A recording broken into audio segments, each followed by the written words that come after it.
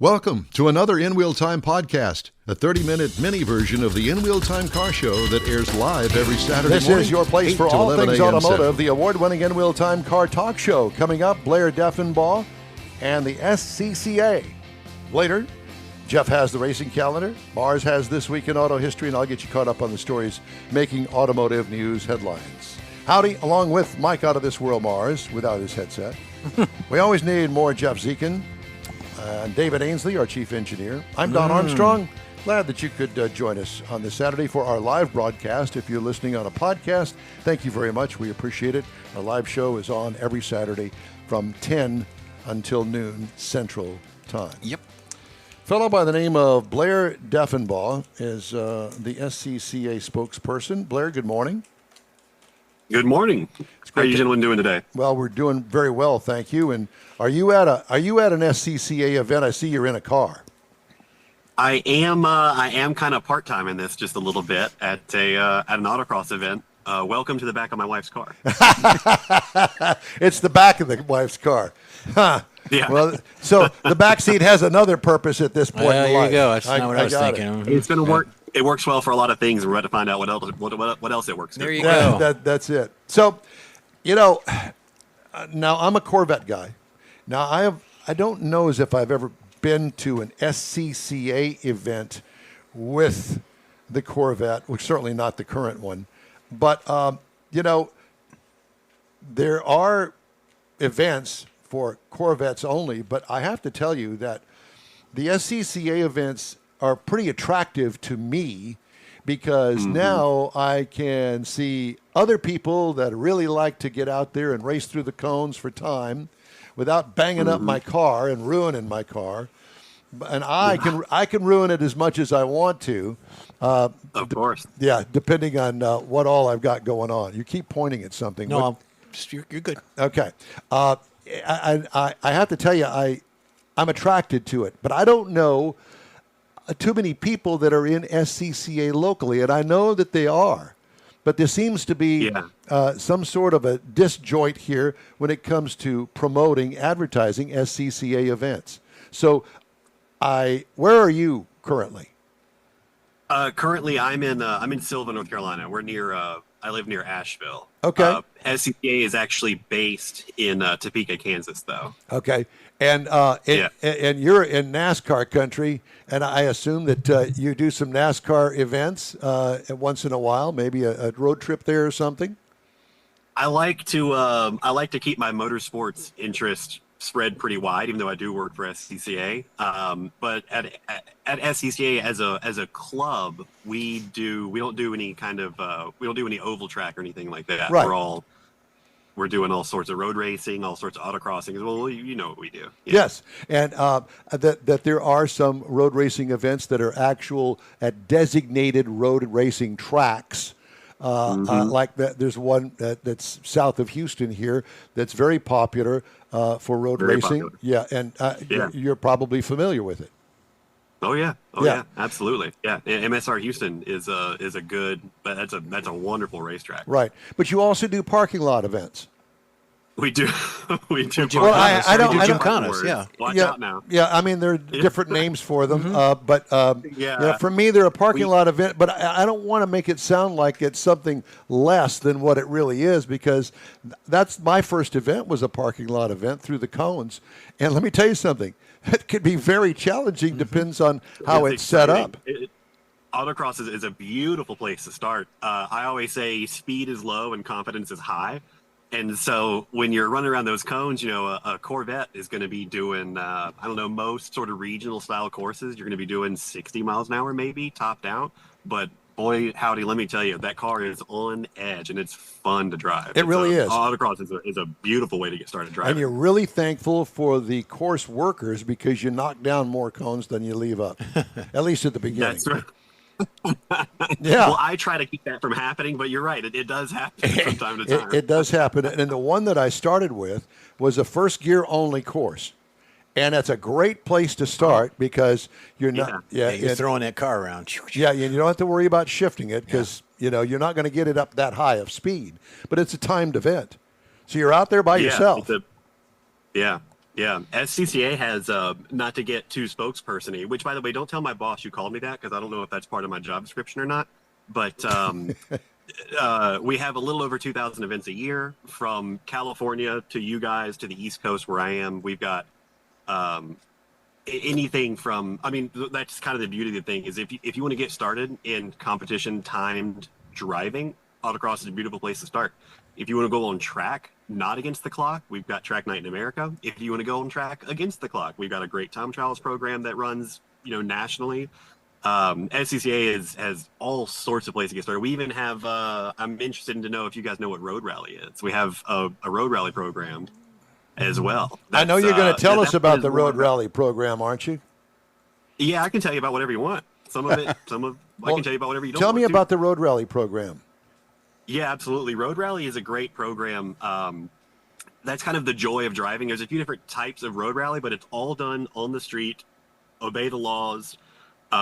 Most common is what's called a time distance rally, TDS, you'll see it. And it's basically you set off at a time, you're given a start time, and you have to hit certain checkpoints at specific times along the route. And they plan this route. Sometimes it's about driving through the country. Sometimes it's about covering distance, and seeing your area of the state or whatever. It's cool because you get to drive. You can drive literally anything. There's an old legend about a guy who would win his local rallies just every single time, reliably, first place, time and time again. And somebody said, "Oh, well, sir, you own a shop. You build cars for a living. Of course you're winning." And he says, "I can come in with a concrete truck and I will still win this rally."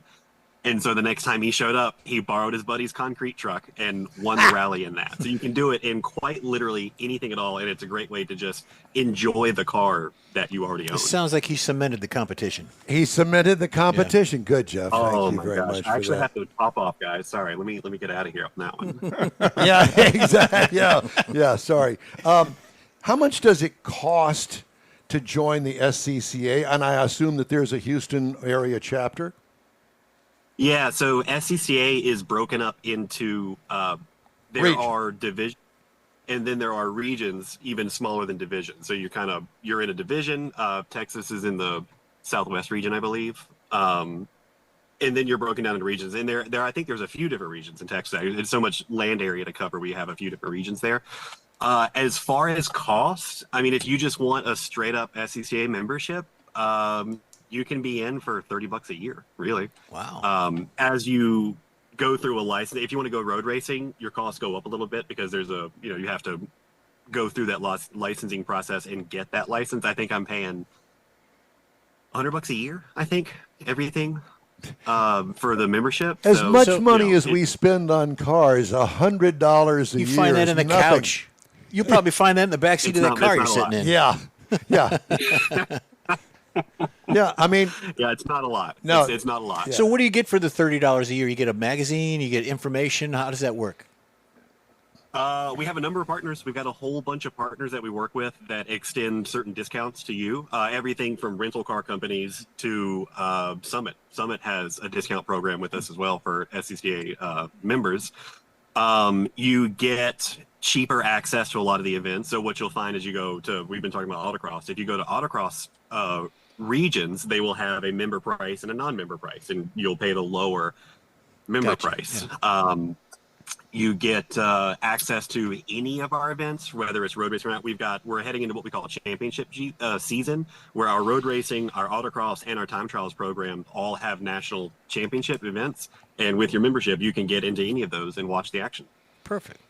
That and that's one of the things that I wanted to drive home to our viewers and our followers is the fact that this is something that everybody with a driver's license can do. And there's no reason to be intimidated, because once you get to an event, you're welcome to the event. One, you got like-minded people, car people there that'll help you along the way. I don't have any clue what I'm doing. Let me teach you. Let me show you. And you know that there's every driver that shows up there is willing to help and really welcome you in. Or if you get to a parking lot event, you're going to say, I'd like to do that. And then you get your mom's Buick out there, and right. You know, and you can get mom, take mom with you. Take mom with you. Get mom to drive her own car. Yeah. That's the beauty of SCCA is I'm actually a second generation member. I've been a member since I was born, quite literally since I was born. And my dad had been racing since the early 80s. So I'm actually a second generation member. I've been around the club my entire life. And that is one thing. When I count up all of my greatest friends, almost all of them are SCCA members. We all have the same disease. We just have to get money out of our pockets as quickly as we can, I think is the real goal for that. That's the beauty of SCCA is you can really choose your level of commitment and you can choose your level of involvement. However deep you want to go, we got something for you. What are you driving in the SCCA? What is your forte? And does your wife have one too? Does she drive? She does not drive. She mostly watches me spend all of our money. But I am a road racer at heart, and so I race in a class called B-Spec, and it's aimed at as affordable as road racing can be. It's all subcompact. So I drive a 2010 Honda Fit.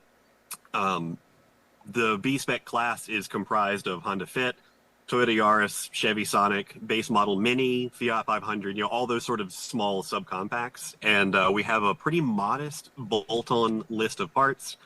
So you get one of these cars, you add a cage and a little bit of safety to it, bolt on some parts, do an ECU tune, and you're off to the races. And the affordability of the class really is what attracted me to it personally. I said a $200 set of brake pads will last me the whole season. So, it's a pretty economical way to go road racing. Do you drive the car there? No, I have a trailer. I've got a pickup truck and a trailer. Okay. I was wondering if you put it in the bed of the truck or if you put it on a trailer.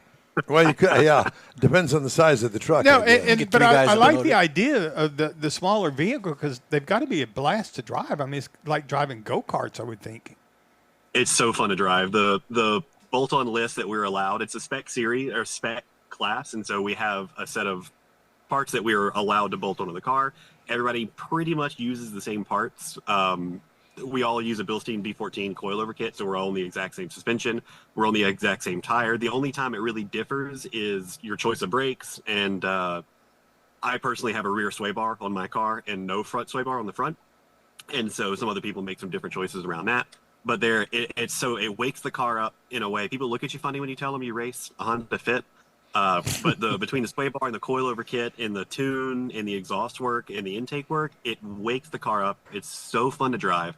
Everybody's doing the exact same speed, so you don't really feel like you're going all that slow because you're doing it, 6 inches off the other guy. It's a blast. It really is. So this is a competition that's door to door. Yes. Yeah. Road. Yeah. That's a good point. When I say road racing, I do mean wheel to wheel racing. How fun! So, do you have capabilities of taking a passenger with you on this, or is it just a one-seater? Not in this. Not in road racing. There are we do have programs where you can have passengers, but in wheel to wheel racing, I'm going to call it risk is enough that we do not allow passengers. So on the parking lot runs, do you have a teacher or somebody to guide you through, telling you how to drive the car, like an instructor in the beginning? You can. We have, lots of regions have autocross schools, and we can put you in the car with an instructor. You can go out and learn it. We actually have a program called the Starting Line, where you can go. It is an autocross school. It's a multi-day autocross school where we put instructors with you. There are classroom sessions. We really teach you the ins and outs of autocrossing. And cool. and is there a fee for that? No, it's just an entry fee. Most autocrosses are, I don't know, between $30 and $100 probably. Yeah. Because the one that I went on was like that. I don't remember the exact price of it, but I had a very talented guy that had a Corvette that was set up for autocross. And let me tell you something. He spared no expense. I mean, you look underneath the car and the suspension work is amazing. And you're going, I don't have that kind of money. You don't have to. Obviously, he was in a different class when it came down to the timed event.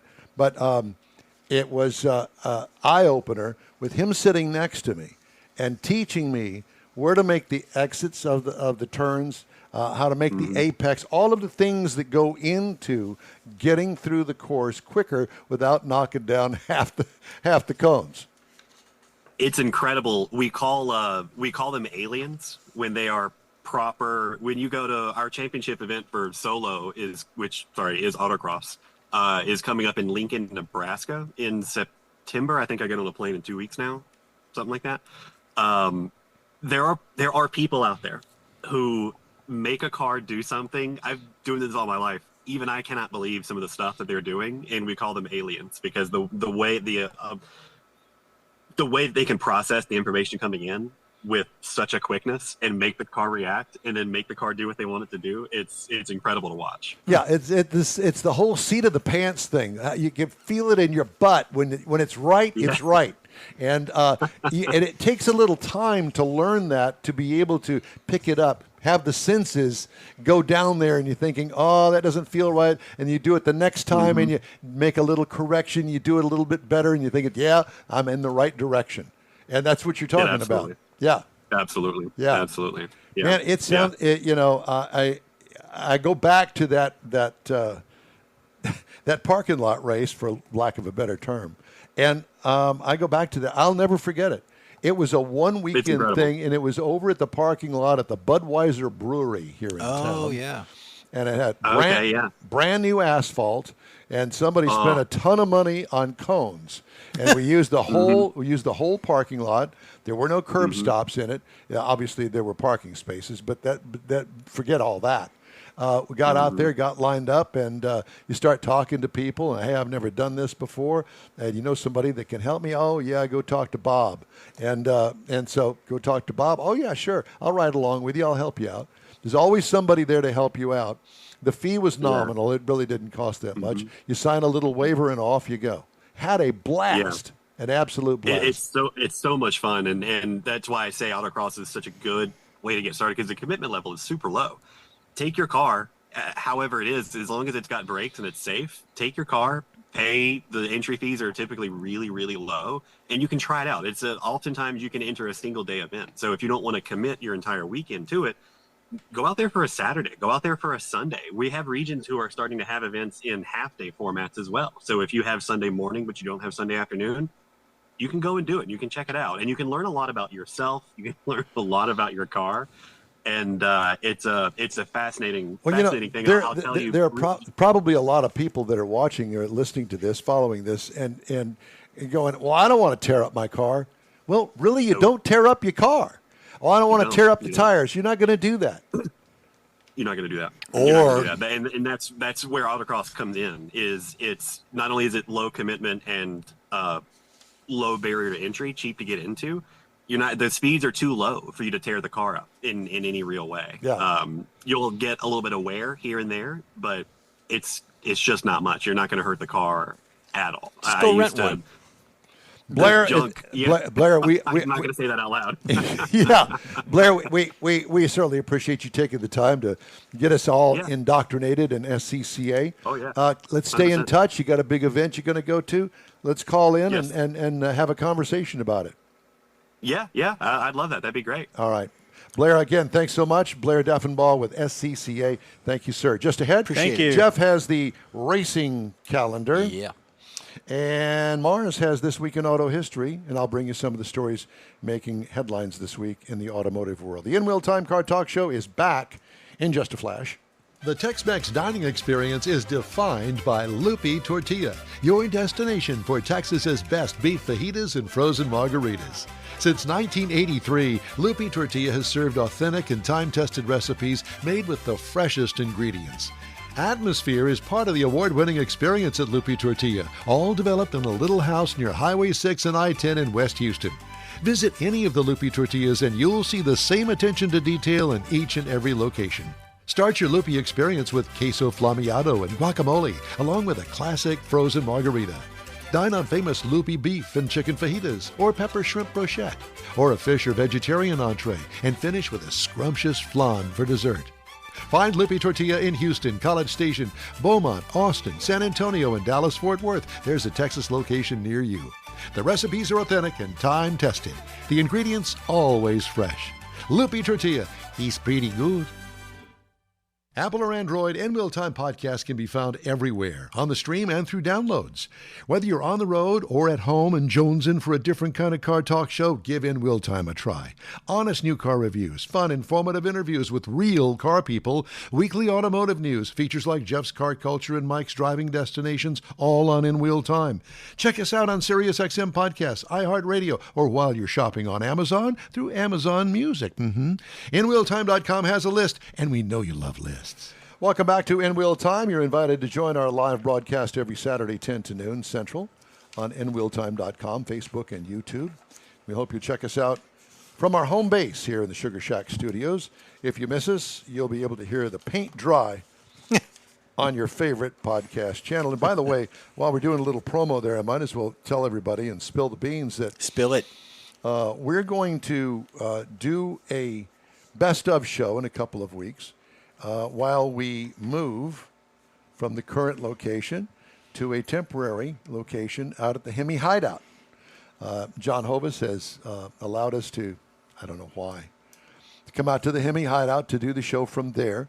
There's no event or anything, but while we move the studio for a month, give us a little time to get settled in, get all the stuff up and running, thanks to David, we'll be out at the Hemi Hideout. Just don't tell them where we're going. And it's only a 15-minute more drive for you. Right. And for us, it's a drive, but not bad. Yeah, but it's the Hemi Hideout. It is the Hemi Hideout. Hideout. Yeah. But anyway, so that's coming up in a couple of weeks. All right. Time now for the racing calendar, Jeffrey, sponsored by the Texas Muscle Car Club Challenge. Thank you for that. Hey, listen, NHRA is off. They're coming back on the 27th. Formula One is off. They're going to be out in 2 weeks coming up. IMSA is off for a week or so. The Indy Racing League, they crowned a champion last week. Paulo won. Award came in second. Dixon won the race. No, it wasn't Dixon. It was Powell. Power won the race last week to end that season. So NASCAR Craftsman truck ran yesterday. I watched a little bit of the time trials. Didn't really see the race, but that was yesterday. Did they have any big crashes? I did not. I don't know. I have no idea. But that was at Richmond. The Xfinity race guys, they are off. They're coming back on the 22nd. They're going to be in Daytona International, and there's a lot of hoopla and big event going on there at Daytona next week. And then the Cup guys tomorrow are in Richmond. It's on USA Network at 7:30. It's a night race, so if you got the channel, be there. And like Blair said, support your SCCA groups. Go out to your local tracks. Have fun. Get a hot dog. Grab a beer, whatever the case. They might even let you drive. Who knows? There you go. Uh-oh. What was that? The license plate fell off the wall. See, we're moving because our house is falling down. Around us. Literally. All right, Mr. Mars, it's time now for this week's Auto History. This week in Auto History, found several little informational things that seemed interesting. For example, in 1897, I remember it well. The Automobile Club of Great Britain and Ireland, I think you remember number one, was founded and established as one of the earliest auto advocacy organizations. It later became the Royal Automobile Club and kind of set a precedent for related social, legislative engagements worldwide, like auto clubs get involved with supporting the automotive industry in clubs just like we were talking about. Also in 1899, did not know this, but Henry Ford actually was working for the Edison Company, and so he quit the Edison Illuminating Company and to focus on his full-time building of his automobiles, which is what led to the foundation of the Ford Motor Company. I just always assumed that he was with Ford from the beginning, but he was doing something else. Edison is still in existence in Detroit. Yes, and now it's Con Ed, I believe, a multi-billion-dollar thing. Also, 1902, this blew my mind, the birth of Felix Wankel. We don't normally talk about births, but the Wankel rotary engine. You can't say that on any broadcast media because it goes directly to FCC. Yeah. Really? Yeah. But that's Wankel. Wankel? Yeah. Oh, he's got a cute Wankel. It's a cute little Wankel. It's a good well, yeah, I Wankel. always thought about the Wankel motor, I thought it was like in the 60s or something that somebody came up with this, but this was in 1902. This guy was born and came up with this motor. Just it's impressed an me. odd thing. Yeah. Yes, it is. You'll go blind if you use that Wankel. In 1966, the first Chevrolet Camaro was produced in Norwood, Ohio. Of course, this was done to challenge the growing pony car market that was done by Ford's Mustang. And it literally became a cultural icon. That right there. Until the new one that I've seen pictures of is going to be like the new Mustang. Is that got the V8 in it? Is that the V8 symbol? It looks on like it is. Because those are the original hubcaps that the car came with. And we thought, golly, those hubcaps are just terrible. At the time, they were state of the art. I mean, they were fancy. Well, they are, yeah. And they're expensive now. Mm-hmm. Also, and the next one, this is one of the things that I've always wondered about. John DeLorean was acquitted in 1984. Now, he was the founder of the DeLorean Motor Company, and he was found not guilty of drug trafficking charges. But the entrapment that followed that put him in that position, it literally ruined his career. And I wasn't aware that he was involved with the Nova. I knew about the GTO, and I did not know about the Vega as well as the DeLorean. These are all cars that John DeLorean was involved with in producing. Yeah. And if they hadn't run him in the ground, it's a wonder of what he would have done. Very smart man. Yes, just some of the things that we found this week in automotive history. Well, I want more. More. How about... Do you have any more? Well, I don't have any more pictures because I couldn't find a picture. Have you ever heard of the Ford Contour? Yes. And the Mercury Mystique? Yes. Oh, yeah. Yeah, they began production in 1984. And it was part of Ford's World Car Initiative. They're basically the same car. They just different badging. And that's what they built their World Car thing on. And they're gone now. I'll be darned. But they were started in 1984. Well, that should be part of your cars that are no longer in existence as far as names. Yeah. But that. Yeah. So that's this week in automotive All history. Right. Well, thank you, sir. Great. An insurance company is blaming Nissan North America and Newark, Delaware dealership for an engine compartment fire that caused more than $700,000 in property damage. What? The June 2024 fire began in the engine compartment of a 2017 Pathfinder parked in the owner's garage. A neighbor noticed smoke and fire coming out of the garage, alerted the homeowner. The fire department put the blaze out, but it rekindled less than 24 hours later, according to the Delaware Superior Court complaint filed by the neighbor's insurer, Trumbull Insurance Company. It quickly spread, engulfing the owner's home and causing extensive smoke, water, and fire damage to the next-door neighbor's house and a 2016 Acura that was inside the garage there. The Pathfinder had been the subject of a November 2019 safety recall notice for 2016 to 2018 Maximas, Muranos, and Pathfinders. The notice warned that the anti-lock brake actuator may leak fluid that could create an electrical short and potentially lead to a fire, according to NHTSA. The owner took their Pathfinder to Nissan Sheridan, which, quote, informed them the required parts were unavailable. Sheridan Nissan never followed up, sourced the required parts, or concluded the repair despite multiple service visits, the July 28th complaint said. The insurer's complaint named Nissan, the dealership, and the Pathfinder's owner as defendants. That does not sound good. No. That's not going to wind up good. And it's not unusual for a customer to sue a dealership. It's rare to see a dealership sue a customer, but that's what happened in New Mexico, where a Chevrolet store is taking a purchaser to court over allegedly refusing to provide a good title on her trade-in. In May, Mary Ann Ferry, what a name, bought a 2021 Silverado 3500 for $71,550 from Reliable Chevrolet in Albuquerque, according to the federal complaint. She traded in a 21 Silverado 1500 and received $40,000 minus the $17,700 payoff on her loan. After turning over the pickup to Ferry and paying off her trade, the store discovered she didn't have the legal right to unilaterally transfer the title, the August 4th complaint said. The suit characterizes Ferry's alleged misrepresentations about ownership as reckless, willful, knowing, and intentional. It asks for compensatory and punitive damages for breach of contract and fraud for knowingly misrepresenting her ability to transfer the title. So the bank owned it. She didn't. Apparently. Wow. And so she got... Well, she thought she was being slick. I think you call that fraud, don't you? I think so. That's what they used to call it. They don't call it that anymore, but in my book, it's called fraud. Yeah. Anyway. I think it still is. Okay. Well, I've got more headlines, and we're going to get to most of them coming up in the next hour. Hey, we'd love to hear from you. Shoot us an email. The address here is info@inwheeltime.com. We'll be back after this. You own a car you love. Well, why not let Gulf Coast Auto Shield protect it? Houstonian John Gray invites you to his state-of-the-art facility to introduce you to his specialist team of auto enthusiasts. We promise you'll be impressed.